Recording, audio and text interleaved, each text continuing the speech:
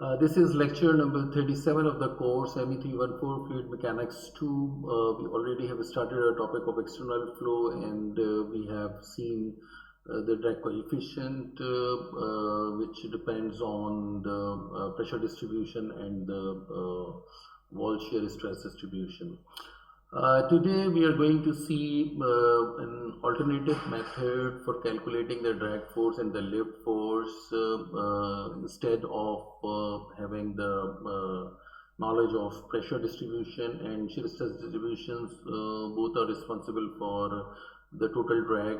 We will use the alternate method if such a case in which your coefficient of drag is known. So we will look into the drag coefficients for cylinder bodies. The cylinder bodies are like where the length of the bodies are much greater than the diameters. We will look into this problem of calculating the drag coefficient, and in the end we will look into the factors which are actually affecting the drag coefficient. As we already have seen that the first principal approach of calculating the drag and the lift force is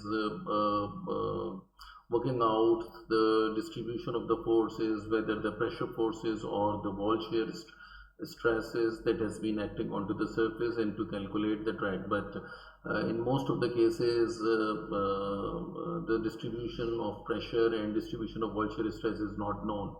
So what is usually known is the drag coefficient is known. So the drag coefficient is defined as the drag force divided by the dynamic pressure times the reference area.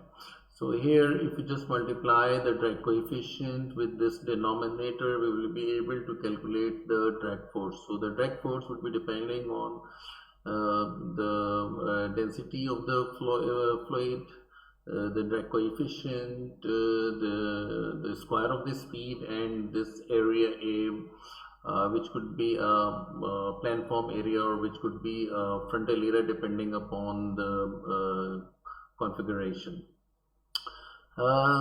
Similarly, we can work out this as we already know from earlier discussion, that the drag force is actually the local drag coefficient, local drag force, or the local drag coefficient. So the average, actually this is an average drag coefficient, which is the local drag coefficient. If it is integrated over the whole length and divided by the length, we'll be able to get the drag coefficient. So their CDX is actually, X is representing that it is varying as we are proceeding along the length X, and L is the total length to which we will be able to calculate the average drag coefficient. So most of the time we do not mention, but that is actually average drag coefficient, but we simply use a word drag coefficient.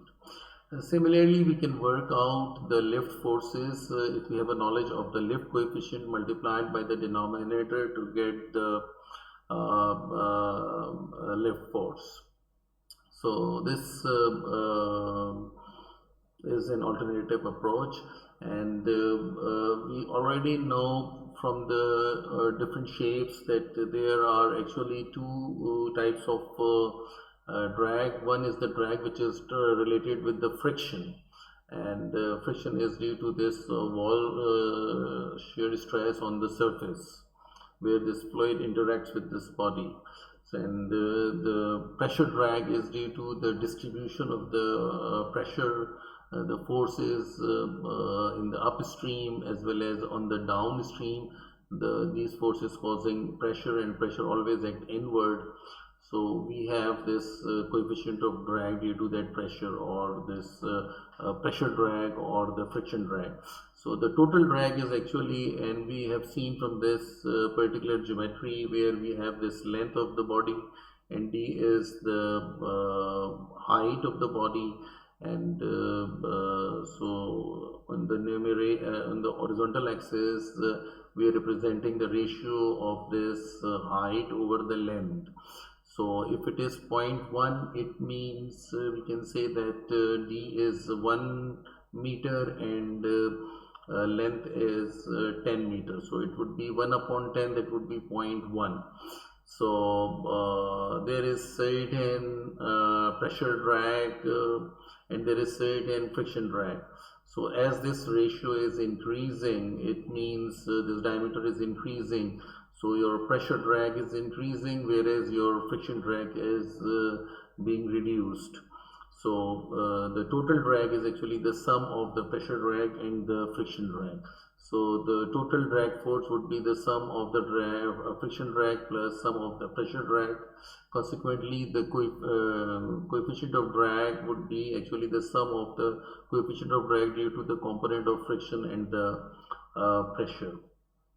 So we already have seen on the case of the flat plate, if it is just like a horizontal flat plate, in that case the pressure distribution upward of the plate and the bottom of the plate is actually the identical, so there is no pressure drag component on the horizontal plate, and the whole drag is actually due to this friction drag on this horizontal plate.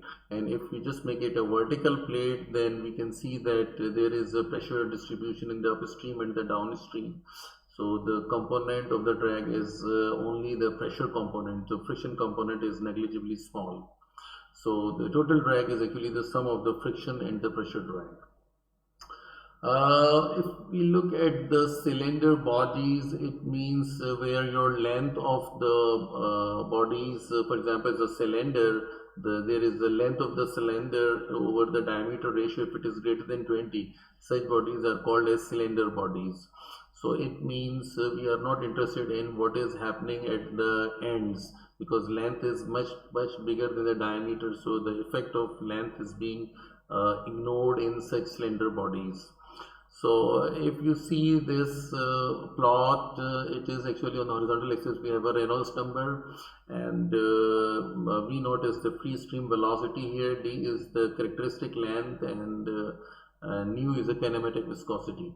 So for this circular cylinder, we see it has a the drag coefficient is varying from something like 100 if your Reynolds number is very low, and so very low, it means very high drag.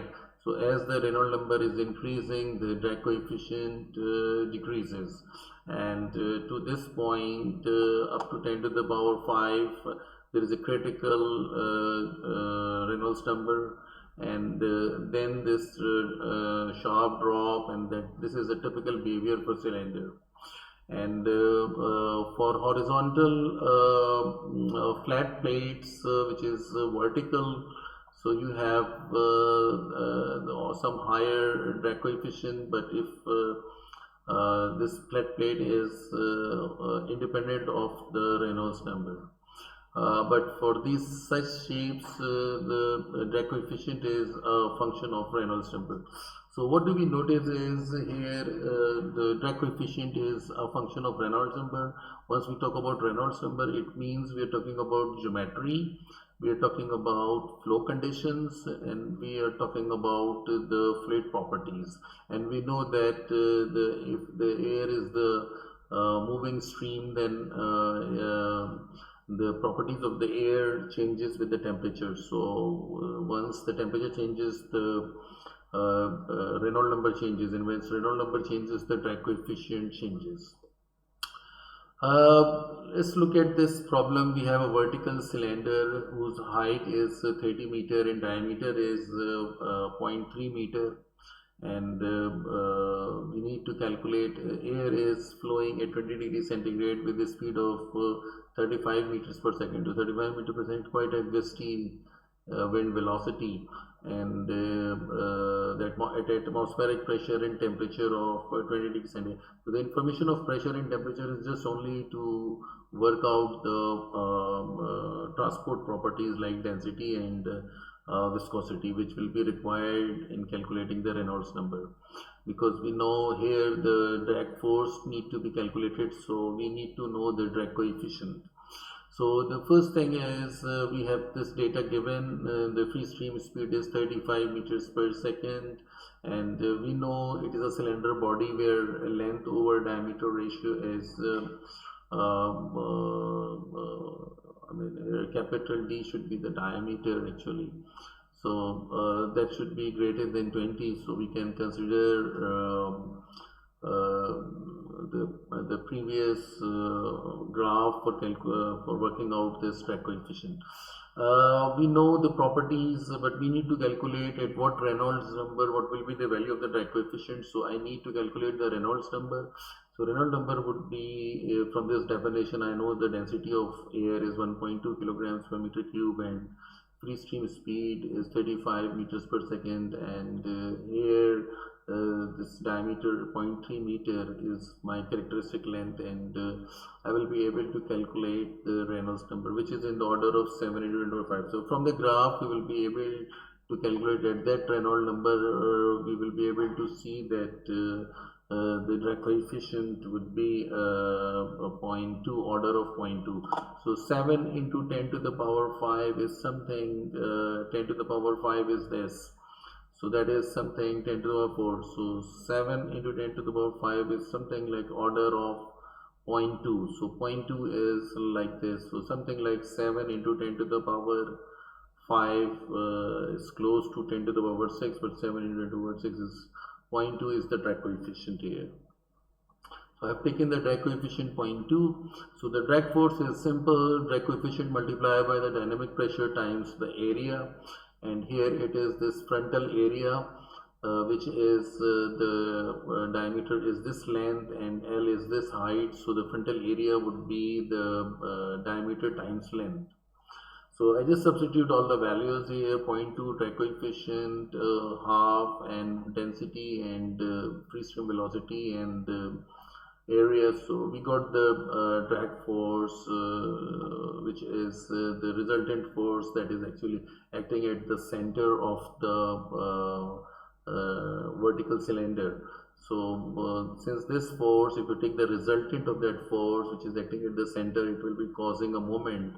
So moment I can calculate just by multiplying the drag force with half of the length, which is 15 meters. So that would be the moment onto this large vertical cylinder, tall vertical cylinder. So that would be the moment here. This drag force would be acting at the center. So the approach is simple. If you have a knowledge of the drag coefficient, you can work out the drag force.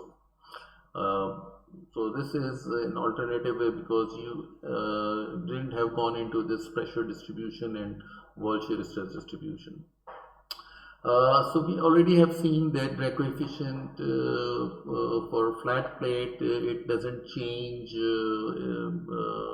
with the Reynolds number, but for other geometries, even for a horizontal flat plate, it is somewhat changing. As the Reynolds number is increasing, your average drag coefficient is decreasing, and this number is something where something is changing, is actually a critical Reynolds number.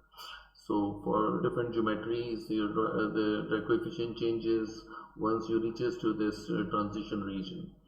And so what we learned here is your drag coefficient, once again, for different geometries is actually a function of Reynolds number. So in order to calculate in order to work out drag coefficient, you need a knowledge of Reynolds number. We can see here the drag coefficient is function of roughness. So I have taken it for a cylinder, and if it is a smooth cylinder, then this would be the typical curve for drag coefficient as a function of Reynolds number. If it is slightly smooth, then this would be this typical curve, and if it is getting rough, so the drag coefficient would be like that. And as we can see that when it is roughest, so it is actually the K is actually the sometimes most of the time we use epsilon to represent the roughness.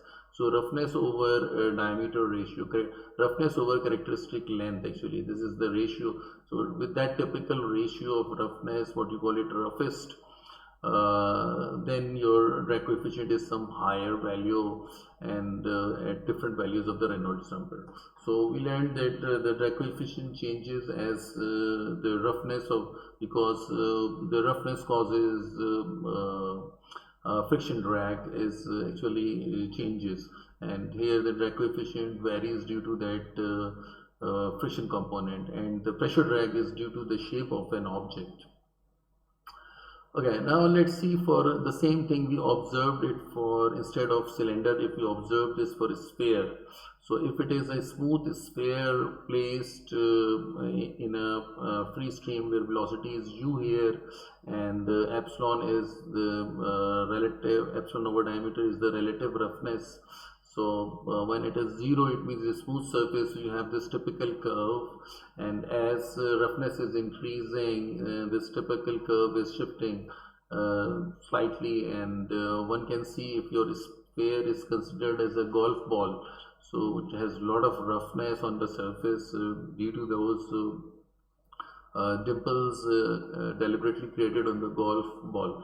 So that actually exerts, even at that Reynolds number, there is a significant increase. If you reduce your Reynolds number, there is a significant increase in the drag coefficient due to that roughness. When we see the effect of compressibility, here what we have plotted, instead of Reynolds number, we have plotted at different Mach numbers. Mach number is a ratio of the velocity of an object or its relative velocity divided by the acoustic speed. We already have worked out the definition for Mach number earlier. So we can see that for high speed objects, Mach number is 1, then we reach at the sonic speed. So less than 1 would be subsonic, and less than 0.3 is actually called as incompressible, but greater than 0.3 is called compressible. So all these drag coefficients are being given for greater than 0.3 Mach number. So once your Mach number is greater than 0.3, then your compressibility effects do come into the play, and we can see once it increases, then the drag coefficient also varies. So this is due to the compressibility effect and due to the shock waves developed at supersonic flows, like when your Mach number is 1.5, so there is a shock wave developed, and the structure of the shock wave would be different at different Mach numbers. So that's why there is a significant variation of drag coefficient in these high speed flows. So they are for projectiles and bullets, and the speeds are very high, and we can see that the drag coefficient is actually taking into account the effect of compressibility. Now we can see that for compressible cases, in which when we plot Mach number on this axis and Reynolds number on this axis, and so ranging of Mach number would be from 1 to 2. So 1 is the sonic speed, and the Reynolds number is plotted on this axis.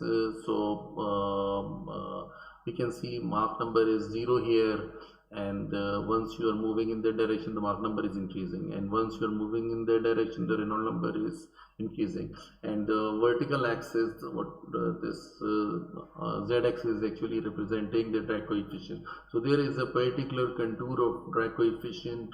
So we can see that when your Mach number is low and your Reynolds number is low, so you could have a very high value of the drag coefficient, and as Reynolds number increasing, it decreases.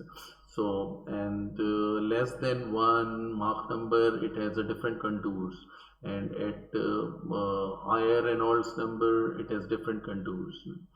So once your Mach number is greater than 1, you are in this supersonic region, and they are so high speed flows, so they would have this contour is representing the drag coefficient. So Basically, drag coefficient would be in high speed flows would be a function of both Mach number and the Reynolds number.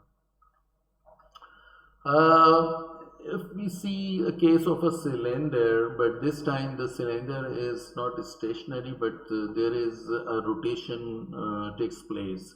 So we already have seen, once you have placed a cylinder, even in the potential flow theory, if there is a circulation is used to model the cylinder which is in rotation, and we can see that once you have a rotating cylinder and there is a free stream interacting with the rotating cylinder, and there is a lift and the drag force. So even the potential flow theory is able to predict the lift on that rotating cylinder, and that effect is actually called as Magnus effect.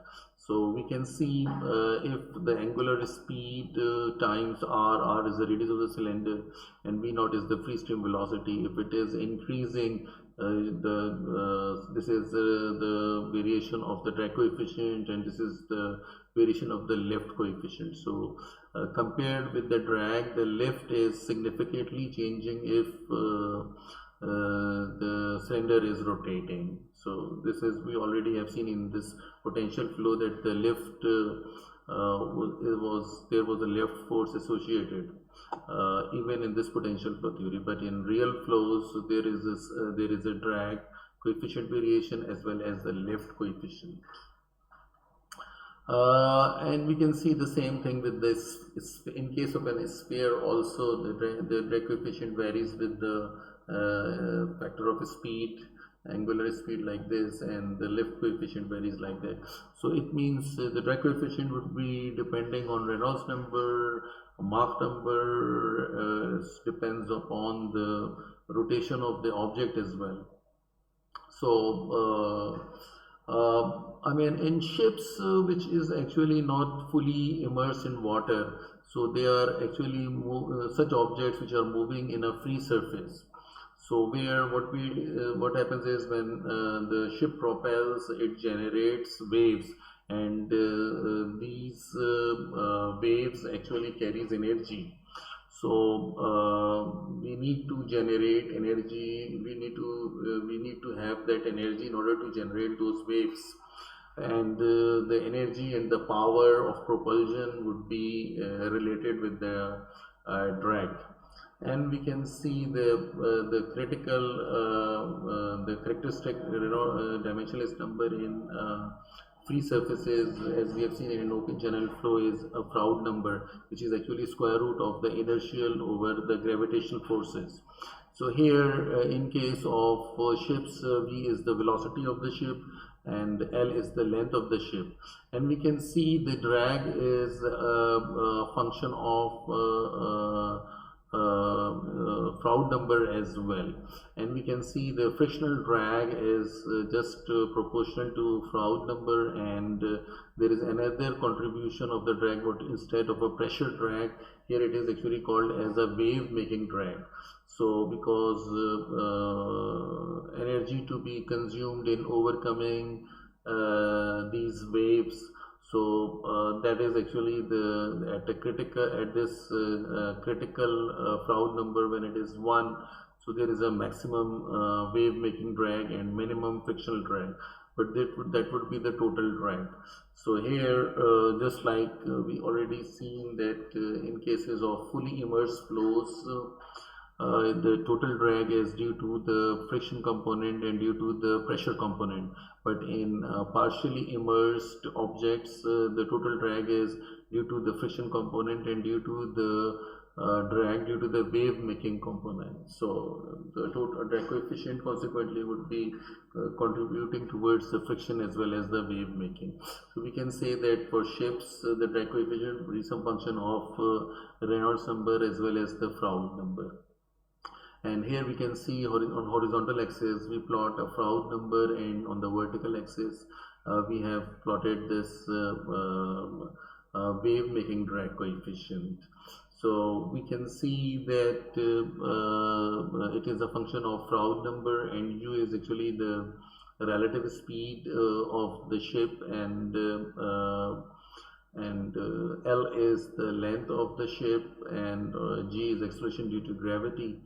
So we can see here is if we have hull with shape like bow, shape like bulb, then the drag coefficient decreases as a function of Froude number. And so in order to reduce the energy consumption for propelling the ship, we need to reduce the wave making drag. So that is actually some low value of the drag coefficient. So you need to choose a Froude number in the order of 0.267, so which makes the constraint over the speed by which the ship is going to move and the length of the ship. So because that would be 0.267, then we can work out that is actually the optimum length to which your Froude number is 0.26, and the wave making drag component is lower. So as you increase that Froude number, this drag is increasing. So more the drag, more will be the propulsive power that is required to move the ship. So we can say here is the subscript W is representing the wave making drag force. So in general, we can see that the drag coefficient would be a function of the shape of the body, the Reynolds number, the Mach number, the Froude number, the rotation effect, the roughness effect, and blah blah blah. So all these are the factors which are responsible for the drag coefficient. And we can see here as well, if the for this shape L over D ratio is changing, the drag coefficient is changing, and this curve is drawn at a particular value of Reynolds number, and obviously ignoring the effects of compressibility, so only the effect of shape is taking into an account. So the drag coefficient would be a function of shape, Reynolds number, Mach number, Froude number, any characteristics number in any characteristic dimensions, as well as the effect of roughness. So depending upon the geometry, depending upon the situation, the drag coefficient is not just a constant value, so it is depending on so many factors. So even if you're using the alternative approach of just picking up the drag coefficient, but have to be careful about the factors on which the drag coefficient is depending upon. Or in short, for most of the engineering applications, if you ignore the open surface flows, then Froude number is no more in the picture, and if you ignore the effect of roughness and effect of compressibility, then in short, at least for shape, and the Reynolds number must be the coefficient would be a function of shape and Reynolds number only. So this is where we finish today's lecture.